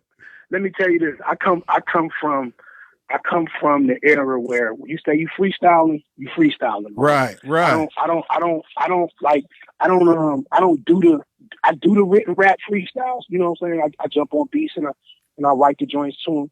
But if we live in effect and brothers say, "Yo, we about to freestyle," bro, I'm coming off the head. I'm lighting it to you with what I'm thinking right now, which is it's just that art. You know what I'm saying? That's what I'm saying. The hidden art again, because you know, people trying to do away with the actual freestyle because everybody wants it perfect. They want to make it seem like, you know, when they open their mouth, they coming with the complete thought all the time. A lot of these freestyles that y'all hearing, those are pre-rehearsed raps. Exactly. People sit there somewhere and pre-rehearse the rap. So, you know, and then sometimes they be done got the beat that they rap into and pre-rehearsed over the beat. I don't do that. I come in the studio, put the beat on, let's get it. I don't care what the beat is. I don't even be wanting to hear the magic to me works when I don't hear the beat, because it's all surprising to me when I hear it, like, oh my God, I got that. Or sometimes when they play a whack beat, I'm like, you know what I'm saying? But the whole thing is my mind is surprised by the music. I'm not sitting there, this redundant beat that I've been listening to. Well, yeah, you could run a bunch of rounds to that after you don't listen to it. But the whole thing is the spontaneity of it, the moment that you're right there where you don't even know what the rapper about to, like, what is he about to say? Right. You know what I'm saying? Some rappers, they come with it pre-planned to make them look perfect. When I mess up, or you catch me messing up, which is rarely, you know what I'm saying? Because I'm an artist, I'm a magician with the shit. But you know what I'm saying?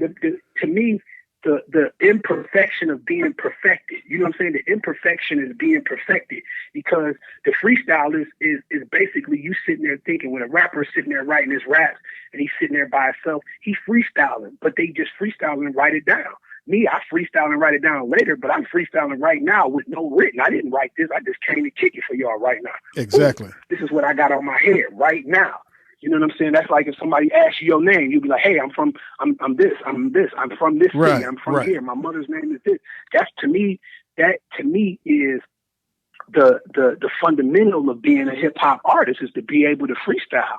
You know what I'm saying? But a lot of people can't freestyle. So when you got a group of people that can't do something, they're always going to try to banish what that item away from the table. You know what I'm saying? Because that right there used to definitely bona fide as a stature that a rapper had to be able to come with. Like, you had to be able to freestyle. Like, okay, we know you was at home practicing. Got that. We know that. Right. But what you got to say right now? Let me ask you a question. Do you consider yourself a battle rapper?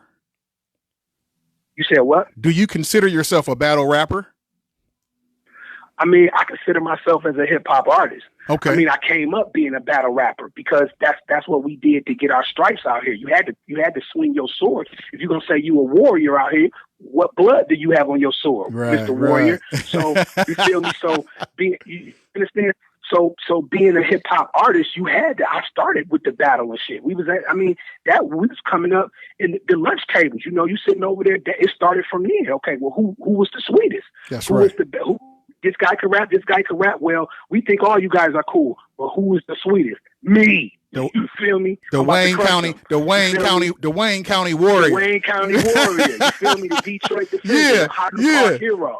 You understand? So that's where that came from. And then, you know, for rappers to say they're the best, you can't say you're the best rapper and you ain't got no battles under your belt. You can't say that you're killing the game if you ain't legitimately ripped some heads off. In this day and age, a lot of rappers that battle now, it's pre-written battles, and a lot of people got battles on tape, recorded. So people say, well, they don't have the battles weren't recorded. I got a few recorded battles from back in the day, you know what I'm saying, or whatever. But like, we didn't have that. We didn't have the social media thing like we had. No. We was battling on the street, and if you lost, everybody knew it because word was around the town. He lost. You feel me? And if you won, word was around the town he won. Or word was around the country that this guy is immaculate when it comes to this. So I was one of them artists coming from Detroit that had a name like that. Yo, he's going to kill you. You know what I'm saying? So. Okay. You know? Okay. Well, let's do this, man, because I love your energy, man. I love your energy. I can tell you a lyricist. I can tell you a student of the game. Give me, do you have a top 5 all-time rappers? You got a top 5 all-time rappers? Top five all-time rappers. The Wayne County Warriors 5. I do, but I'm so much like I love the game so much, and because times change, like this, that, and the third or whatever. So like I got a bunch of rappers that I think that was influencing me or influenced the game to the point where I thought they would one of the greatest, but. Any time that people ask me this, I always say the old school artists. I always put that LL Cool J. I put that Rock Him Up. You know what I'm saying? Redman, Nas. You know what I'm saying? I throw Biggie in there somewhere. But then I can't leave out like Black Thought and. You know what I'm saying? I can't leave out Ice Cube. You know what I'm saying? No Tupac. You know what I'm saying? So no Tupac. No. I was getting. Hold on, I was getting there. Okay. Tupac, Okay. You know what I'm saying? Okay. Scarface. Fuji rap. Like it's like I hate doing that because. Okay. Yeah, I feel you. I hate doing that because each one of those artists that I named to you are God, period, when it comes to this stuff. Right. So to me, to say, my top 5 or the top 5 rappers that I would listen to over and over again, that's to me, that's gating off hip hop. That's turning off the creativity of hip hop. If I say I could just listen to 5 rappers, no, I can't. Because I love more than 5 rappers in the game, you know what I'm saying? And Proof is definitely one of the artists that, influenced me as well, because, you know what I'm saying, he was like one of the people that I found out that could freestyle when I thought nobody else could freestyle. I was like, man, none of these niggas can freestyle, because I was listening everywhere I went. Niggas was kicking raps. Right. Niggas was kicking raps. Like the first time when I met Proof in the bathroom at the Grand Quarters, and we was in a cipher with a bunch of people. I shouldn't have been in the Grand Quarters because I was too young to be in there anyway, but I was there.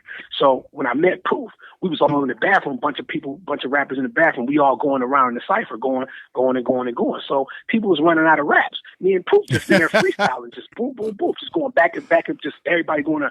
So once the cipher was over, and everybody just was looking, like me and him just kept going. So it was like, yo. And then I was like, this nigga freestyle, because I'm looking, he's saying all the stuff around. I'm saying all the stuff around. Everybody else is coming with raps that they wrote. So he looked at me like, yo. And I looked at him like, yo, this nigga. So finally, I felt like I was the only person that I knew that could freestyle like that. And then when I met him, I was like, holy shit.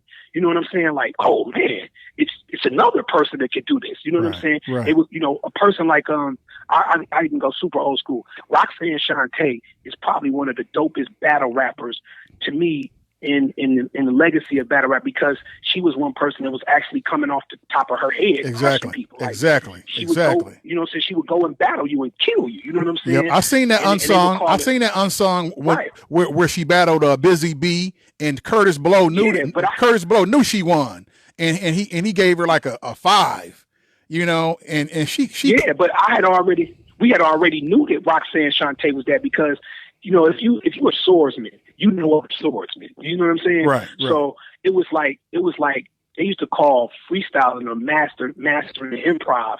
They used to call it the Nipsey Russell syndrome, because Nipsey Russell was like great at improv. So to be able to be great at improv, and that's what freestyling is being able to pull things out of your head. It's a magic trick. It's pulling a rabbit out the hat, and you keep pulling different animals. Right. Like, here's a crocodile, here's an elephant, you know what I'm saying? Here's a wombat, you feel me? Here's a stingray, here's a whale, you feel me? So you looking like, whoa. So that's in that. But the fact of, like, I love hip hop and I love all these artists, and each one of these artists that in their own time were the greatest. You feel me? So it'd be hard for me, a lover of the culture, to just say, this is my top 5. But if I had to just narrow it down, it would all be old school artists, because these old school artists was rapping before there were anybody to bite from. You know what I'm saying? Exactly. Like, exactly. In this day and age, you'll hear somebody that sound like Lil Wayne, Drake, with a touch of Nicki Minaj. You're like, damn. You'll hear this artist sound, you know what I'm saying? You'll hear these artists sound like these combinations, and you could tell them because of who they listen to. Exactly. You feel me? But I always give the hats off and congratulations to the old school artists, because there was nobody for them to bite. They had to be totally original. They had to come up with their own stuff. So, those artists will always be the greats, the Run DMCs, you know what I'm saying? Like, they, Grandmaster Cash and all them, like them will always be dope to me in the best rappers, because they came out with their unique form when there was nobody to show them how to rap or nobody to copy rap off of. Let's talk about your writing style, because I used to rap a little bit, and what I noticed about rapping, it's 2 ways to go about doing raps. Either like my brother could just write rhymes and then form it to a beat, and I couldn't do that. Now for me, I got to hear the beat first. And then I got to put my rhyme together on the beat. Which one are you, or can you do both? Me, I do both. I do both. I'm a person, like, I could write a rap and then come to the table with it, and it'll probably go right to the beat. You know what I'm saying? Right. Or I'll terraform the rap till it fits the beat. You know what I'm saying? Right. Like, I'll make it fit it. So it don't even matter what you. I'll sit, or if I'm sitting in there and I'm listening to the beat, I write to the beat. You feel me? Right. I'm both. To me, I call myself Supa Emcee, or people call me Supa Emcee, not just because I'm just super or whatever. You know what I'm saying? Because of my lyrical ability, of the way that I'm able to do, my things. You know what I'm saying? So I can, like, it used to be a point where they used to say, you know, like battle rappers couldn't make songs. I was like, that's a fucking lie. You know what I'm saying? You know, that's a lie. DMX got hits. DMX got hits. You know what I'm saying? Right. Yeah, I mean, but that's the whole point. Right. Like these are the criterias you have to call yourself a great rapper or a dope MC. Right. You feel me? You have to be able to battle. You have to be able to make songs. You have to be able to make battle rap songs. You have to be able, you know what I'm saying? It's like a bunch of stuff you got to be able to do to call yourself, you know, this great rapper. It's rappers out here that's calling themselves great and saying they doing, you know, they this, they that, and they ain't got one battle under their belt. Nah. You've been in the battle. Like, how can you do that? Okay. Hey, you know what I'm saying? Like, how can you do that? Hey, Q, go ahead with your questions, Q. Well, I'm just fascinated by the listening because, you know, you brought up a name earlier, Rakim. And my co-host and I, we have a little thing about, you know, we talk about legend. And we talk about, now, just to give you some context, we talk about, now I am of the idea of I don't look at status and accolades and how many projects. I just look at pure lyrics and what they did at that moment on those times. Right. But I don't want to speak for my co-host, but he has a different philosophy. And when I talk about people like KRS-One and Rakim, I think those are the goats, in my opinion. They are because you got to understand. Okay, Run DMC showed people that two artists can coexist on the track and be awesome, right? They showed us that. LL showed you that, you know, a person could be underground and still be mainstream. You know what I'm saying? Right. And then like Rakim showed you that lyricism bodies everything. Exactly. because before Rakim, everybody was at a low level of lyricism. Right. Rakim dialed that shit up so high that you can appreciate a Nas or a Cannabis or a Redman or a Method Man or even a Wu-Tang or anybody after that. Because he set the bar of being a lyricist so high that everybody had to come with some ridiculousness to say. Right. You feel me? To be ingenious, to be stupidly ingenious in the same breath.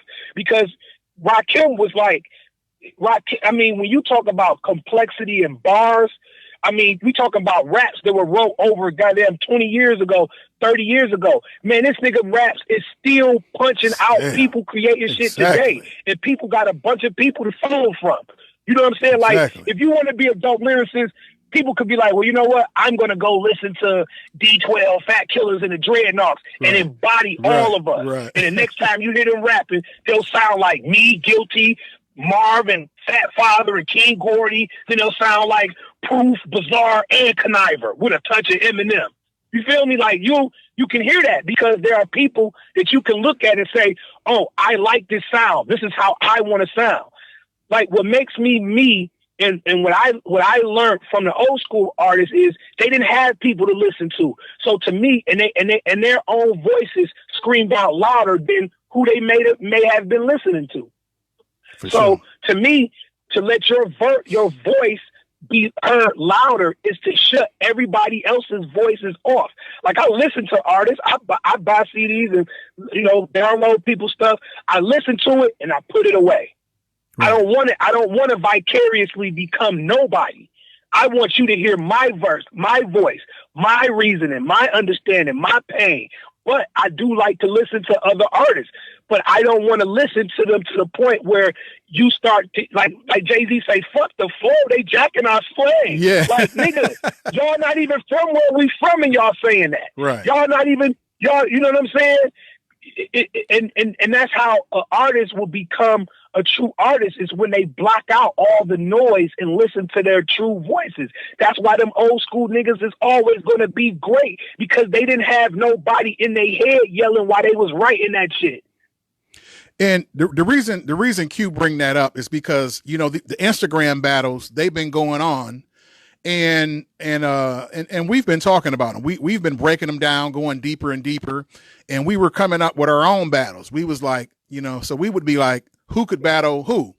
And see, everything you just said doesn't in an Instagram battle. Everything you just said don't mean nothing when you're in an Instagram battle, because they're gonna play hit for hit. So that's me and Q's argument. But that's because people, listen to this. The mass world does not know hip hop. They know commercial. Right. They know commercial hip hop. So that's why you could say, that's why a person could bring up somebody like Fred the Godson, and a gang of niggas don't even know who this nigga is, but he a body their favorite rapper 80 million times over. Right. You see what I'm saying? Right. That's because a person will put the Cadillac before the skills. Right. And that's what make this whack as hell. So what? He got a Cadillac. So what? Get him out that Cadillac and let him throw them bars up against this nigga who ain't got no Cadillac but got them bars. You feel me? In the game of basketball, when they get on the court, they not worried about who got the nice car outside, who got the Jaguar. Nigga, you better put them buckets up. Right, for sure. And you so, see what I'm saying? Yeah, so that was that was the context. That was why he brought that up, because I think we were trying to come up with somebody for Rakim to battle, and Rakim didn't have a lot. He didn't like the people that we was possibly putting him up against. He just didn't have enough. He didn't have enough hits to battle the other people that we had brought up. So it wouldn't. Listen, he's still a legend. He's still, to me, the best to ever done it. But if you put him up against like Ice Cube, if you put Rakim up against Ice Cube in an Instagram battle, Ice Cube is gonna win because Ice Cube got more hits. Because the criteria changed. You know what I'm saying? The criteria, by the time Ice Cube got to be Ice Cube, the criteria and what was hip hop had changed. You had to have hits. Right. You feel me? Rakim came from an era where niggas was listening. Rakim was kicking like 100-bar raps. Right. And no hook. He was just rapping on some of them songs. Right. It wasn't in 16 form. It wasn't in a song format. He was just rapping a lot of them joints. Then, later on, he started, to put it into that cookie cutter shell that we know as 16, 4 to 8 bar hook, 16, 8 bar hook, 16. You feel me? Right. It changed. Cube wouldn't battle. He's already went on record and said Rakim was one of his favorite MCs. If you're a true lyricist, Rakim has definitely got to be. Right. You can't. That's why they call him the God, because he brought the words, man. He brought words that niggas didn't even know fit in a sentence together. You know what? At the time. And on that note, I don't think Rakim should do the Instagram battle. I don't think he should. He don't have to. He don't have to. This, man. He don't have to. To me, let me tell you this. I know an artist who got way more Instagram hits than a lot of people. And they even tell you, man, don't worry about them numbers. Some of them, like, man, I look at some artists, man, that I ain't never heard of. They got a gajillion people. I'll be like, damn, they got all these people that they got they friends or likes or whatever, or views and all that. But yet still, nobody even knows them. So that lets me know that either y'all got a robot throwing these numbers up, or the numbers is not adding up to the views you getting. So in this day and age where people can manipulate that, it'll look like it. It's all for show until you really get out here and really see who know who fuck with what, who playing what. You feel me? Right.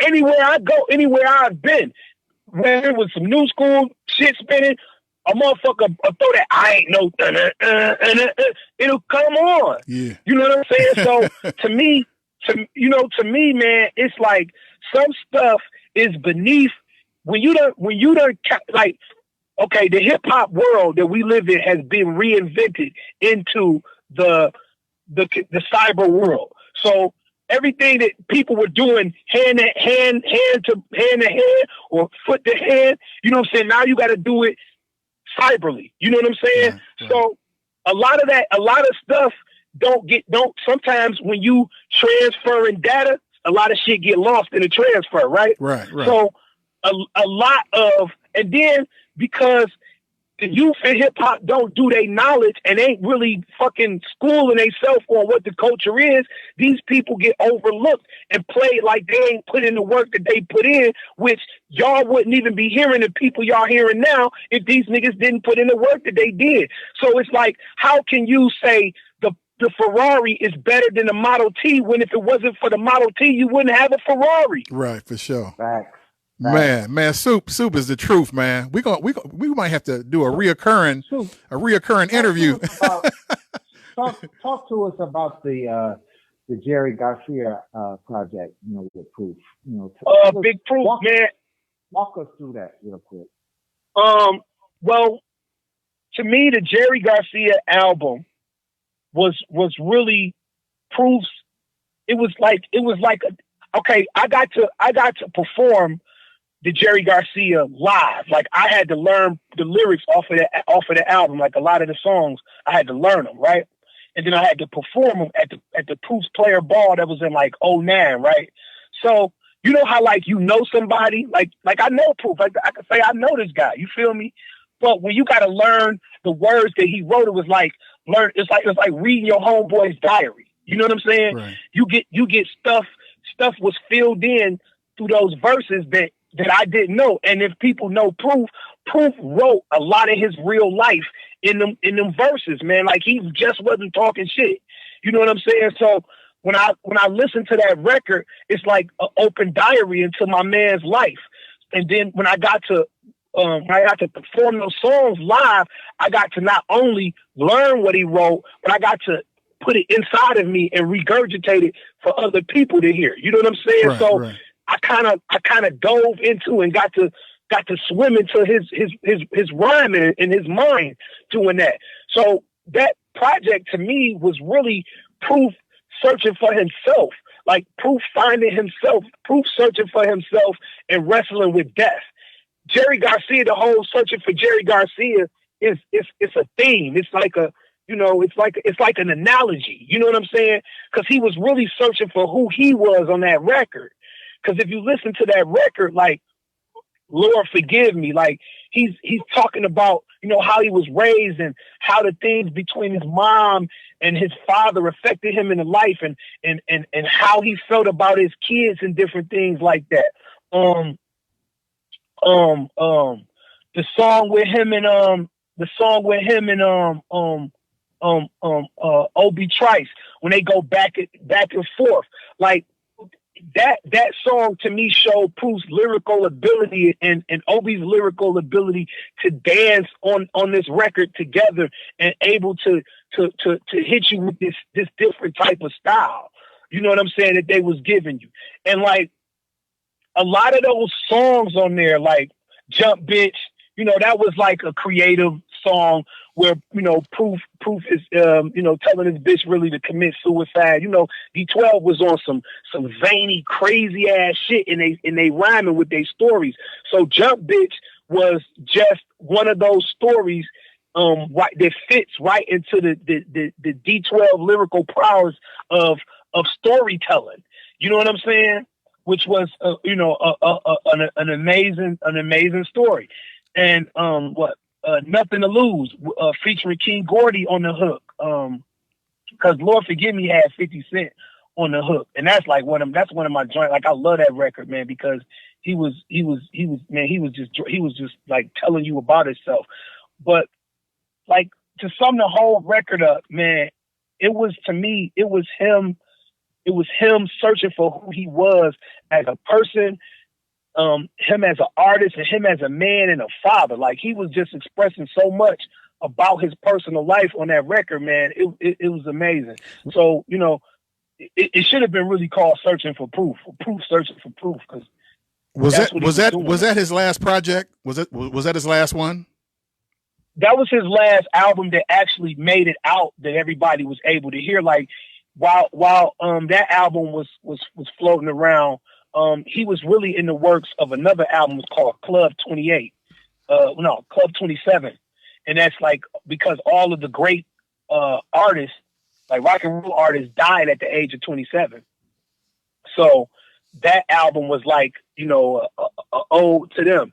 and I was able to hear some of it, a lot of it actually.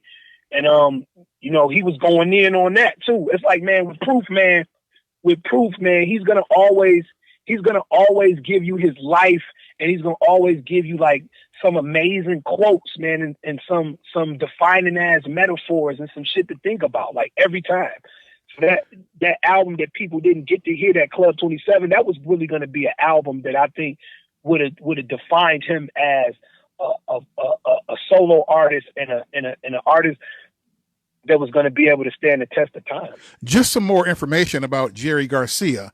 Now, I read that he had an opportunity to put the album on Shady and Aftermath, and he decided to put it on his own label.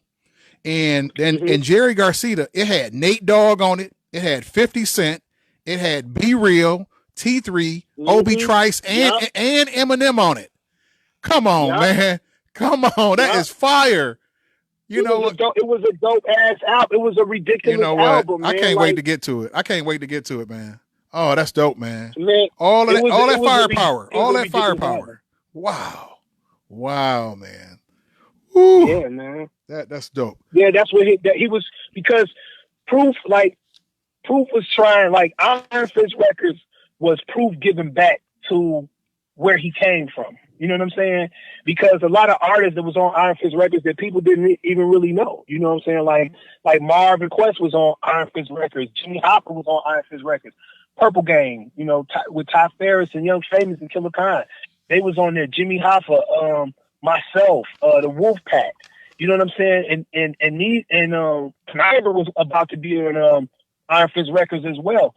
And it was just like, this is somebody who basically was the glue in Detroit hip hop, who knew everybody. I'm talking about from the artsy fartsy people to the good gangster people. You feel me? To the booty music makers, to the poets, to the singers, to the musicians, and everybody else in between. People knew Proof.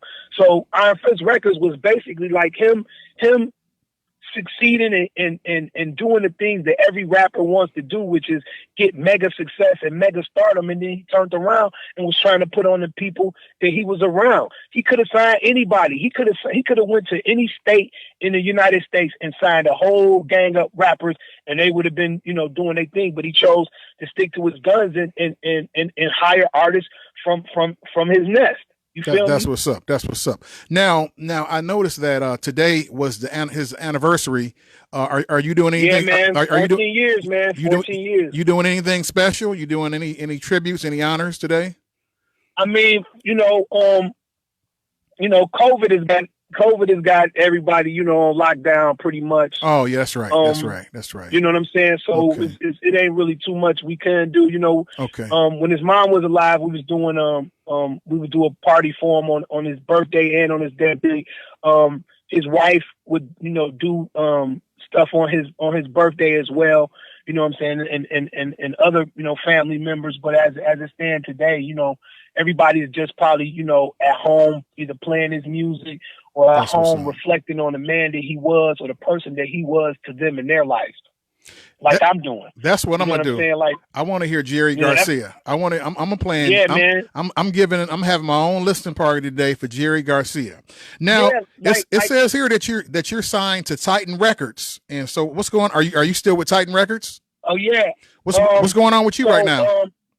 Well, after the Iron Fist really kind of like dissolved or whatever, I had started my own label, which was called Proven Records, and that's spelled Prooven. Okay. And when you see the artwork to it, the V is basically an upside down F that's like tilted. You know what I'm saying? So it's really Proofing. Like his name. So I named my label, after Proof, basically. Right. So I had put out a couple projects, you know what I'm saying, on Proven, you know what I'm saying. And my last project that I had put out on Proven was the Dawn, Darkest Before Dawn with me and Conflict, but the album, my solo album, I put out The Supremacy, which I had a song on there with Proof that was produced by Denine. And then in 2014, I signed to Titan Records with Chris Cronus. Chris Cronus was one of my guys that I had met, you know, through the scene and through my man's Valid, and he had already showed me a bunch of love. And like when I got off the tour with Guilty and Fat Cat, it was just like, you know, Chris was like, yo, you got a home over here for you, you know what I'm saying, and we ready to go, you know what I'm saying? So it just felt only right, you know, when somebody offers you a home to come to, not just a studio, a home. You feel me? Right. So he offered me a home and a base where I could operate off of, and a person that actually believes in my skill set and believes in the legend that is Supa Emcee and the saga that I'm carrying. So, you know, I signed with Titan Records in 14. Then we dropped my first record that was on Titan Records, which was called Supa Emcee the Immortal. And it's been basically on since then. You know what I'm saying, with Titan. And then I acquired my manager, John Jobert, for Iconic Management, and you know, I just been out here getting it, man. You know, doing the AC3, you know, festivals and South by Southwest. You know, doing a couple tour dates with Kool Keith, and you know, just been, you know, going all over the country, basically trying to, you know, get people to hear this music, get people to know that Supa Emcee is a dope ass artist from Detroit, and I make good music, and I'm repping, you know, this Detroit hip hop scene and carrying this big legacy behind me. You know, that's what's up. You know, okay, that's what I've been doing.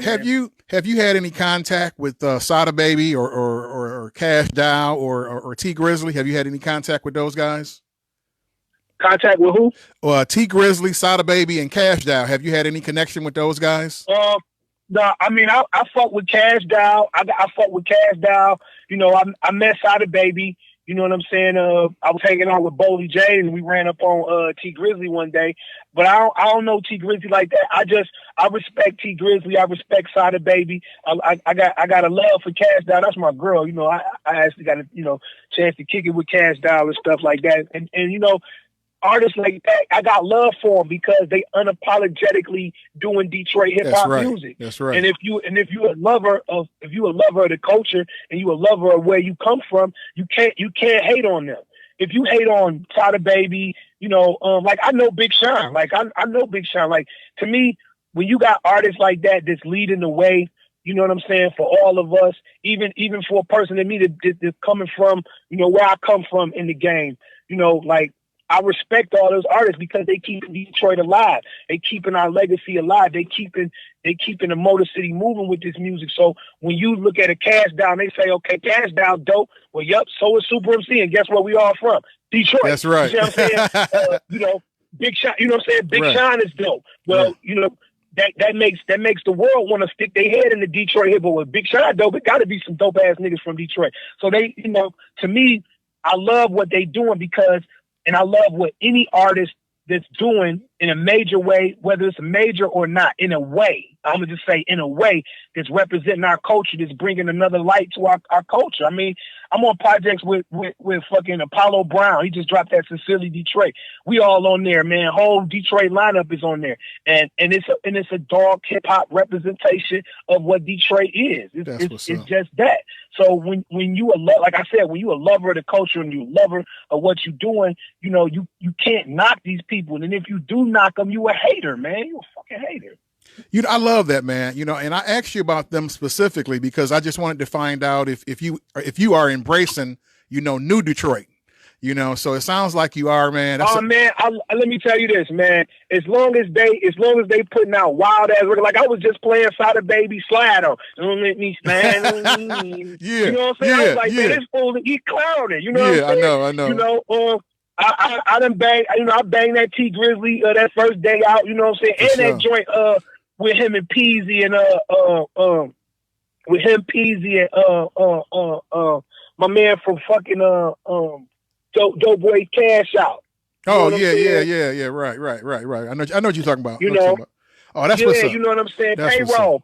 Yeah, you know Payroll. Yeah, like, yeah. You know, and I fuck with Icewear Vezo. I met Icewear Vezo. You know what I'm saying? I fuck with Vezo. I fuck with Trick. Like, it ain't too many people that I don't fuck with. I fuck with Royce. I fuck with all these motherfuckers. Trick, everybody. You know what I'm saying? And my thing is, My thing is, I love my Detroit hip hop family. I love Detroit. So when you got that much love for the coach, like I said, for the culture, the art form, and everything, you can't knock people from coming where you coming and hitting hard, man. You gotta support them. You gotta ride with them. And it's Detroit. If we was from Atlanta, a lot of these, people questioning, do they like Atlanta? They wouldn't even question it because they all support each other. Right. It's only in Detroit that we get these crazy questions, you know what I'm saying, about do we support? Because Detroit is so fractured in its support of different eras and different genres of the music. But like I said, if you love the culture, if you love Detroit, you gotta roll with it because it's us. That's what's up. It's us. You know what I'm saying? That's what's up. Well, go ahead. Can you speak real quickly about the Jerry Garcia, the documentary that was done on Proof when he did the album? Can you give us a Oh yeah. Oh, okay. Man, come on. When you get the album, you get the CD with it, and he's on there clowning and stuff. Yeah. Like again, that documentary, man, that was just, man, to see Proof in it. Like that was before its time. Like everything we doing now, you have to have a video with it. You have to have a video. Everybody want to see the visual. Like Proof came out with the album Jerry Garcia, and then he had the DVD that you could get, and you could see him on there clowning. And basically, there was a session in there when he was talking when he was doing Be Real and Method Man, and they came into Detroit to support him with the project, and he was just talking, about how he was just elated with working with them and just the project and yeah, because everybody had respect for Proof. Proof just wasn't that guy in Detroit. He was that guy everywhere. That's what makes him so great and grand. You know what I'm saying? Because, man, this guy was him everywhere he went. And when you that electric, it's shocking. It's shocking to everybody. Everybody want to feel that vibe. Everybody want to get a dose of that power. Everybody want to feel that energy. You know what I'm saying? And, Proof, it was like, man, a lot of people love Proof because of who he was, because he was real. He was just that guy. And when you get respect from the hip hop culture because of you being who you are, you get records with Method Man, you get records with a Be Real or a Chino XL, you get records with all these people because not only do they feel you as an artist, they feel you as a person. And I think in hip hop culture and just being a person of the people can feel you more when they know what you're saying is real, or at least know what you're saying comes with a nice amount of truth to it. You know what I'm saying? So for Proof to be accepted by anybody, it wouldn't surprise me. It would not surprise me. That's you know what I'm saying? Because of the electricity that this man had flowing with him, because of the spirit that he was. That's what's up.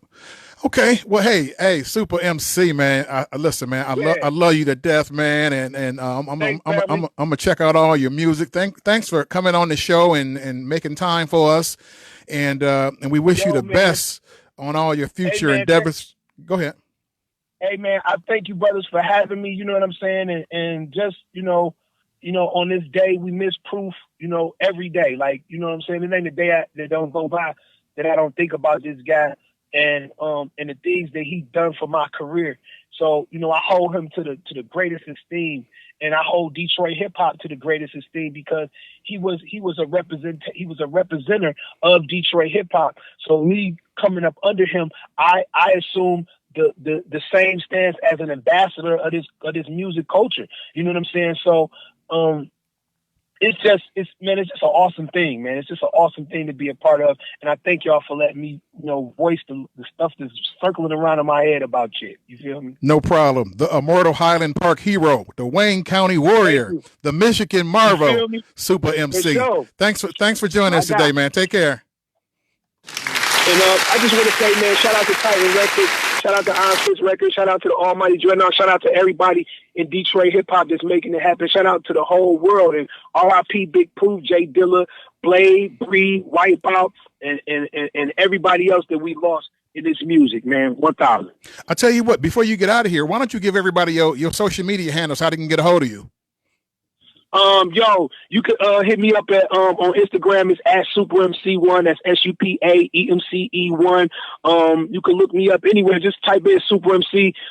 I just say Google me, man, because when you Google me, it just comes all up. You know what I'm saying? And you could just jump into YouTube. Everything comes up when you Google a brother. So you know what I mean. I don't want to send everybody in different directions because stuff is. I'm Supa Emcee over here, and Supa Emcee the Immortal over here. I switch it up over here and all that. So. Just Google Supa Emcee, SupaEmcee, and it'll all come to you, my baby. It'll all come to you. That's what's up. Okay, Supa Emcee, take care, man. Yeah. You too, fam. Be safe. And you know what? Can I say one thing? Yeah, sure. Yep, go ahead. Fuck the coronavirus. That's what's up. That's what's up. The Wayne County Warrior. That's what's up. Okay. Talk to you soon.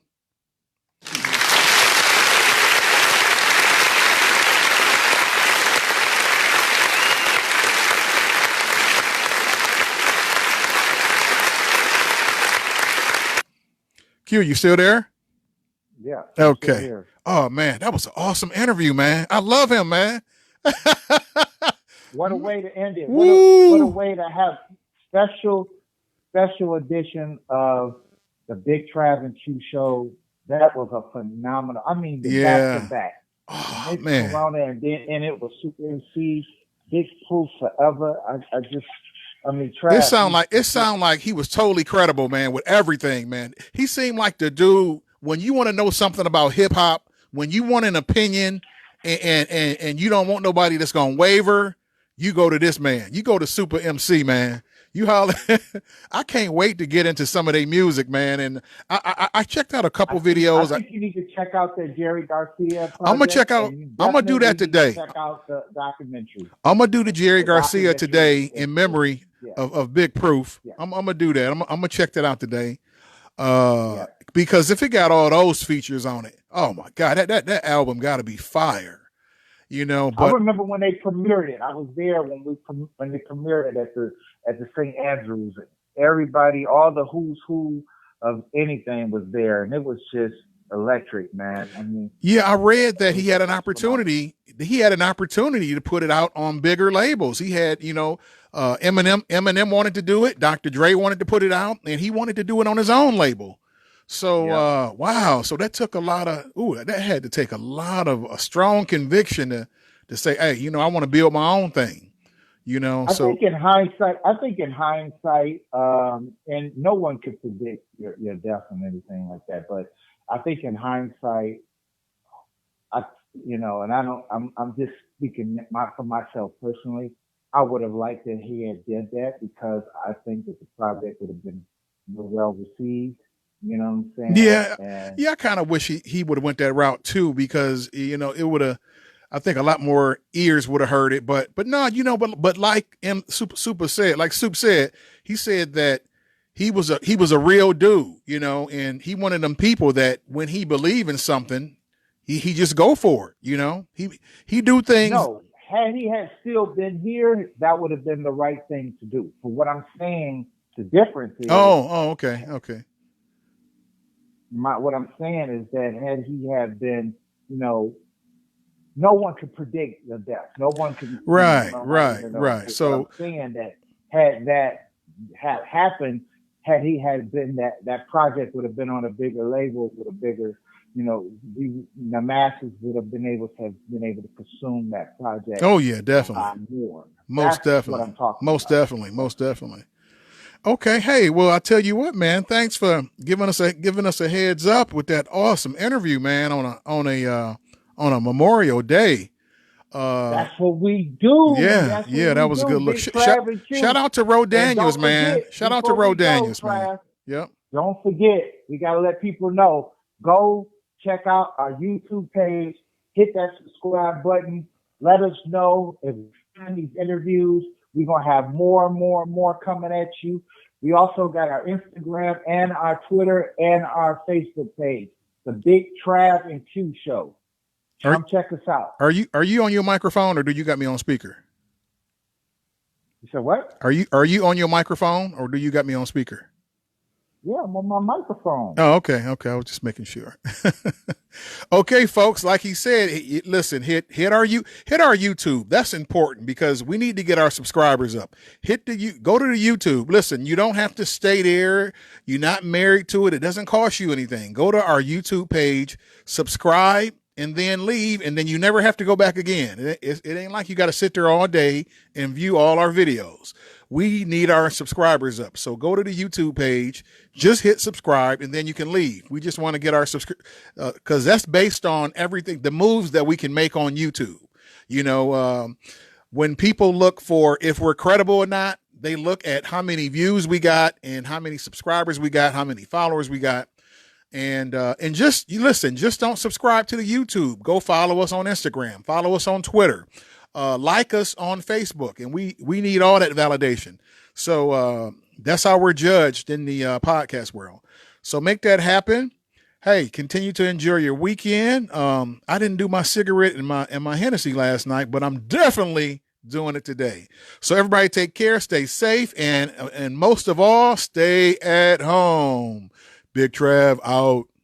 It's the Big Trav and Q Show. What they waiting for? Just another damn podcast. Now let's go. Go, go, go, go, go.